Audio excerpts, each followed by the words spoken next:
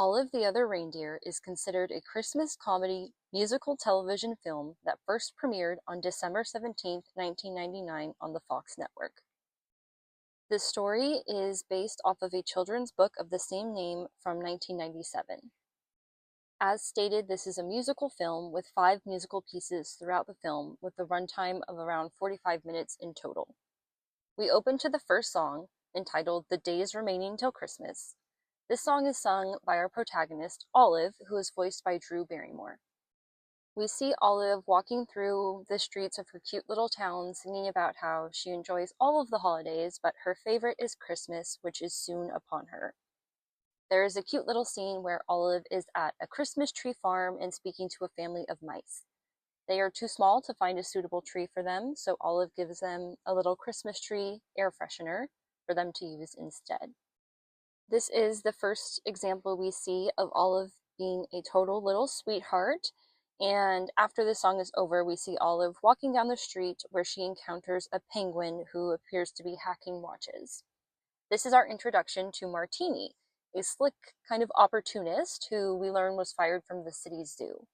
He has a line that I like when he's trying to sell his merch to Olive, wherein he says, "Stand up for free enterprise, fight the man, buy a luxury timepiece, pooch." During this interaction, a policeman comes, and he's already been aware of Martini and his antics, but Olive is kind of able to cover for Martini and purchases one of his fake Rolex watches.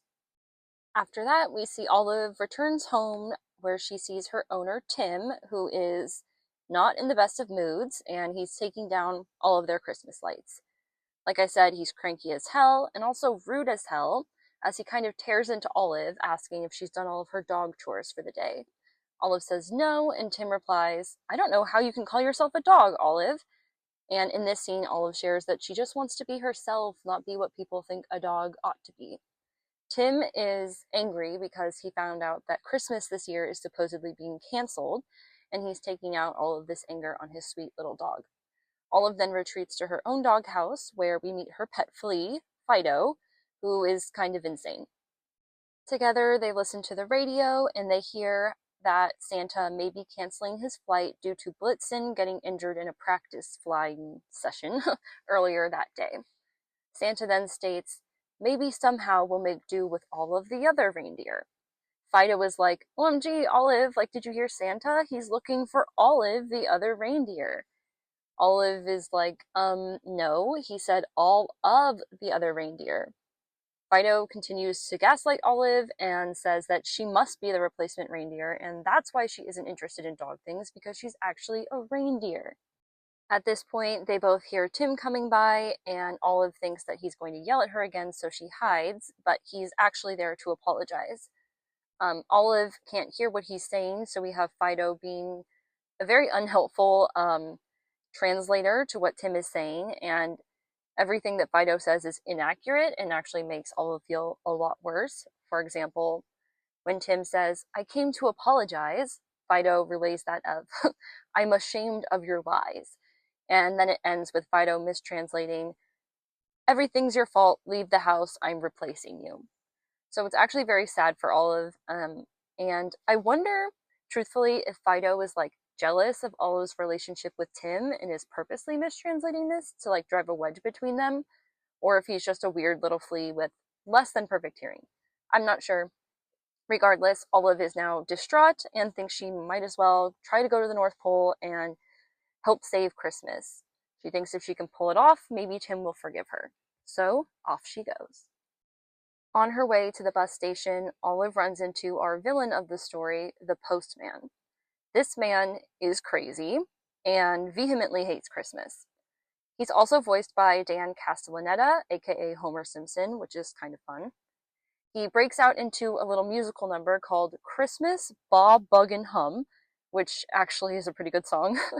And through this song, it reveals how much more mail there is to deliver during the holidays, which is why the postman hates Christmas and wants to keep Christmas canceled. I'm just going to point out that instead of being a crazy villain, he could just quit his job and find something else if he hates it that much, because no job is worth your mental health. So anyway, Olive tells him, "Well, too bad, man, because I'm going to go save Christmas." But Homer is just like, you're not a reindeer, you can't fly. To which Olive tells him to just wait and see. And she has this really gracious line, which I like, that says, "It will be a Merry Christmas, even for you if you let it." So Olive arrives at the bus station, and I'm going to take a moment here to discuss like the world of all of the other reindeer, and just comment on the fact that there's so many like little Easter eggs and funny, very random signs in the background. A lot of like hidden jokes and things, which is really enjoyable. I'm not really going to get into examples, but if you watch it, just pay attention to the background. It's fun. Another fun little joke is before Olive is let into the bus station, she's stopped by like a police officer type guy and asked, "Riding or chasing?" To which she replies, "Riding," which is just funny again. Um, so now she's in the bus station and she's trying to buy a ticket to get to the North Pole. And lo and behold, Martini appears. He bums a ticket off of Olive to also go to the North Pole, but then at this point, the postman comes and captures Olive. Martini saves her, and they both make it onto the bus a-okay. At this point, Olive is telling Martini about her plan and why she's headed to the North Pole, but the bus driver, who was eavesdropping like crazy, interjects and tells her that she's wrong. He shares how he has similarly made mistakes in that he used to think that the Pledge of Allegiance was about him, and then it's revealed that his name is Richard Stans. Olive is told yet again that she's actually a dog, to which she replies, "I really think I am a reindeer. I've always been different from other dogs." Richard just replies, "Okay, hey, more power to ya." We also then learn why Martini wants to get to the North Pole, and essentially he's a reseller and thinks that he can make a bundle on the toys that Santa will no longer be delivering. Olive, in this scene and in the entire film, demonstrates insane self-belief because she's constantly being told what she is and isn't, and she constantly refutes that and says, "I am who I think I am," okay? She tells everyone, sometimes in life, you just know exactly what to do. And I totally agree with her. Um, so at this point, Homer strikes again because he's been stalking the bus like a psycho, but Martini throws a paper airplane that gets lodged into the postman's ear, so his truck is derailed for the moment. We briefly cut away to Olive's house where we see Tim looking for her and feeling really guilty. We also see Fido struggling to wrap all of the Christmas gifts that Olive has in her house. The bus now pulls into Arctic Junction, which honestly looks really cool stylistically. The art style of this film is super unique, and I especially love like the winter aesthetic and the ambiance in certain locations. It's just really beautiful. I've always really loved like Arctic scenes like this. It reminds me of, like snow levels in video games. Like, yeah, just good stuff. So the reason that Olive and Martini are here is because they have to connect to another bus that will take them to the North Pole, but they have an hour before that next bus arrives. Richard comments that they should go grab some food while they wait. While they're walking into the restaurant, we see Homer the postman has caught up to them and is literally frothing with his nonsensical hatred. He dresses up as their waitress and goes to take their orders, which I'll share with you because I like it and it's funny. Olive orders the bone, dressing on the side. Richie gets some deep fried candy canes, and Martini gets the small dead fish sampler. Richard is actually like a super supportive ally, and we love him. Just wanted to throw that out there. The postman tricks Olive at this point to meet him outside, where he captures her and stuffs her in the back of his mail truck and drives away. While in there, Olive sees that Homie is a Santa auntie and is writing him a bunch of hate mail. Olive also finds a package addressed to her from Deus Ex Machina, which is also funny. She gets metal files that enable her to break out of the back of the truck and escape. She sees that she has missed the next bus, which is already on the way to the North Pole, and she makes her way back to Arctic Junction, where she reunites with Martini and Richard. Rich has got to drive his own bus back, so he bids them adieu. Olive and Martini then head into the bar that's adjoins the restaurant that they were just in to see if anyone inside of there could give them help and give them a ride to the North Pole. The bar is filled with some let's say, like rough-looking characters that all stare at the protagonists when they enter and ask for help. We meet a reindeer who we later learn is named Schnitzel. He is flightless and is actually Blitzen's cousin. And he is voiced by Michael Stipe of REM, which is pretty cool. He and this other older guy ask if Olive can fly, to which Martini funnily replies, "Oh, sure she can fly. She can fly like a bird. Like the kind of bird that flies, I mean." The bar characters then basically harass the hell out of Olive and start throwing her around. Olive gets free and gives a speech to the bar, in some ways kind of shaming them, but basically saying that they need to act well and be worthy and deserving of the good things that they want in life, and more specifically, the things that they have asked Santa for this Christmas. The man that was harassing Olive says that he asked for a cordless drill, but he knows that he isn't worthy of that right now. These characters then apologize, kind of, via song. And this song is called We're Not So Bad and is sung by Michael Stipe's character Schnitzel. The song basically goes on to say that, you know, the bar goers live a bit of rough lives up in these latitudes, but they really aren't so bad. We learn the man from this scene's name is Round John Virgin, to which Olive replies, "Oh, like in Silent Night," continuing that motif of a joke that is essentially the backbone for the entire film's plot. Round John says that he can take them up to the North Pole, so he does, and his truck is called the Polar Express. On the drive up, Olive falls asleep and is dreaming of Tim. Martini wakes Olive up because they have arrived at the North Pole, which is a very large, gated edifice that is surrounded by the media. I think in some ways it like spoofs Buckingham Palace potentially. Regardless, once they arrive, they try to enter, but they are denied access. I also just want to note that once they arrive, Martini tells Olive at this point that like he believes in her now, and she's got him believing that the plan's going to work out. So at this point, Olive's optimism is now spreading continually to others, and that's just nice to have that be stated. So after being denied access, Martini concocts this whole plan where he gives the elf that's on guard duty one of his broken fake Rolex watches, and when the elf receives it and realizes it's broken, he calls the repair number that Martini had written down, which connects to the payphone that Martini is at. Martini pretends to be a repairman and has the funny line where he's like, could be an exfoliated carburetor or a decaffeinated dodecahedron. He gets the elf to lower the gate's alarms, and Olive is able to dig her way under and enters into the North Pole. We also see that Postman is here. He rolls up and is allowed access inside as he states he has deliveries for Santa. We then cut to Santa and his team discussing their options for the evening. Santa is reading some of the hate mail that he's been getting and is feeling very discouraged when Olive appears, and she lets him know that it's fake mail, and she's like, "Oh, also, by the way, I'm your other reindeer."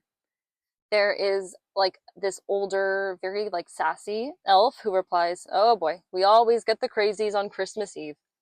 Olive gives kind of a pep talk and tells Santa that everyone loves him, and after this talk, Santa is on board and Olive is going to be the other reindeer. We see the media reporting on this and the fact that Santa is going to be flying, and in talking to some of the reporters is Martini. He's giving interviews talking about, "Oh yeah, Olive's been my good friend for many years. And we see that Fido is actually watching the news back home, and then he gets upset because Martini answers a question about Olive being housebroken, to which he replies, "Housebroken? Not to my knowledge, no." And then Fido is very exasperated and is like, "She is housebroken." We see the postman is creeping in the background, and we find out later that he swapped the bag of presents for his bag of junk mail. But while he's creeping, Olive is getting hooked up to the sleigh, and we learn that in this universe, Rudolph is an urban legend and does not exist. Olive is paired up next to Comet for the flight, who's a nice older reindeer who's very supportive of Olive throughout the flight. They take off, and though it's a little bumpy at first, they are flying. Everyone is watching this on the news and cheering on Olive, the people back at the bar, again, Fido watching from home, and it's feeling good at this point. However, then we cut to Martini, who sees that the mail truck is at the North Pole, and he is then taken by Homer the postman and tied up and thrown in the back of the truck. Homer kind of trauma dumps, and it's revealed that he really wanted this toy train for Christmas as a child, but he never got it because that was the year that Santa put him on the naughty list. So he hates Santa and he hates Christmas, and this man needs to let it go. Let this be a lesson to everyone. Please release your resentments and work on your past trauma so that it does not take over your entire life, and you are not stuck in the past, and you are not a crazy postman. Santa and the reindeer land on their first house, only to discover that the gifts were swapped. So Olive is able to sniff out the postman, and through the combined efforts of Olive, Martini, and Santa and his reindeer, the truck is derailed. Olive sets Martini free, and when Olive asks if he's okay, he replies, "Shaken but not stirred." Martini will now drive the mail truck back with a tied up Homer, and Olive finds some cardboard, like priority mail envelopes, and decides to use them as wings to help her fly. We now have Santa and the squad delivering the rest of the presents to the song Merry Christmas After All. We see them circling the globe, and they pass Big Ben, the Sydney Opera House, the Vatican, where the Pope receives a baseball cap, which is kind of funny. We see Godzilla fighting a giant robot in Tokyo, and then they pass by the Eiffel Tower to get to the Hunchback of Notre Dame, who receives a back scratcher as a present. This song reflects one of the main themes of the film, self-belief, as evidenced in the line of the song that says, "So let Olive's tale remind you, on this Christmas Eve, it's all right here inside you, you've just gotta believe."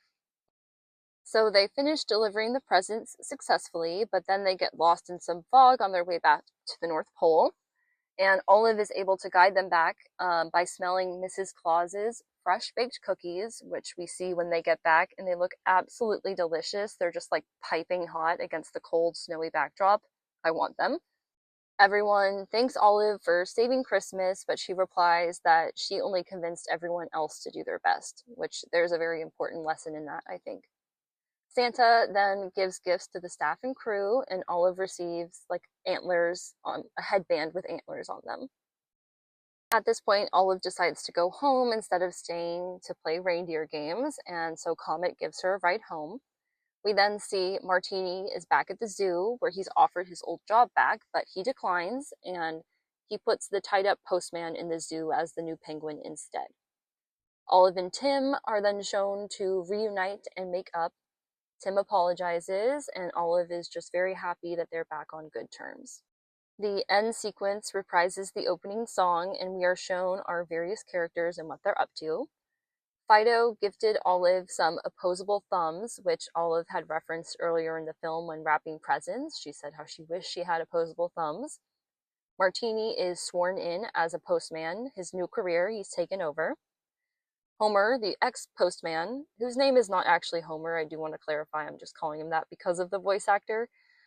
It seems like he's accepted by the other penguins in the zoo, and we see him like actually really touched by this, and he cries. I assume that that's like a happy enough ending for him, but I guess you could also see it as punishment if you wanted to, though I prefer to be positive. Olive gives Tim some new slippers, and they enjoy their Christmas morning. We see that Round John Virgin did in fact get his cordless drill, and Schnitzel had gotten a new football, but Round John immediately pops the football with the drill, but they all have a laugh about it, so I assume it's all good. We then see Santa passed out in front of the TV, football's on, there's some eggnog by his side, he's just wiped, and Mrs. Claus lovingly covers him up with a blanket. And then our last scene is Martini delivering mail to Olive, and they salute to each other, which is super cute. And we see that Olive had put her antlers on top of her little dog home. And that's the end of our film. This movie is such a delight. It's one that I remember watching, I wouldn't say frequently, but enough that it really stuck in my brain when I was quite young, and then it kind of faded into obscurity, at least for me. I do also recall reincorporating the "We're Not So Bad" song into my life when I was a sophomore in college, and I remember showing it to a friend of mine, and like We were just like psychoanalyzing it. It was really fun. But that is to say, I had not given this film a full rewatch in, gosh, I don't know, at least a decade, probably more like 15 years, if not more. But I recently had the idea of watching it again for the purpose of making a little video about it. And yeah, it absolutely holds up. The unique art style, the contributions of Matt Groening, um, who is, of course, of Simpsons fame, and he contributed to the production of this film. So the combinations of him, Drew Barrymore, Michael Stipe, and just like Y2K goodness, it's just irresistible. And I also still have the VHS tape of this movie, which I love. I've been like getting into like old VHS tapes that I have lately, and I had this one. I think the main takeaway of this movie, other than being like a nice Christmas film, is this theme of self belief. Olive believes in herself no matter what anyone else says, no matter how reality appears to be. She knows who she is and how she feels. She's determined to save Christmas, to fly, etc., and she does because she believes she can. And like the line that I pointed out in the Merry Christmas After All song, we are all very capable and we all have what we need to succeed already within us. We just have to realize our inner power and capabilities. I would say this film could also represent identity, as Olive struggles with her identity of dog versus reindeer. And I think you could definitely view this as an allegory for, say, queer identity, if you so desired. But yeah, anyway, I randomly received the urge to watch this film again, and I feel randomly very excited about the holidays this year, so this was a great way to kick all of that off. Um, I would be more than thrilled to hear your thoughts or opinions on this film or my retelling of it in the comments. Thank you so much for watching this, and an early happy holidays to you all.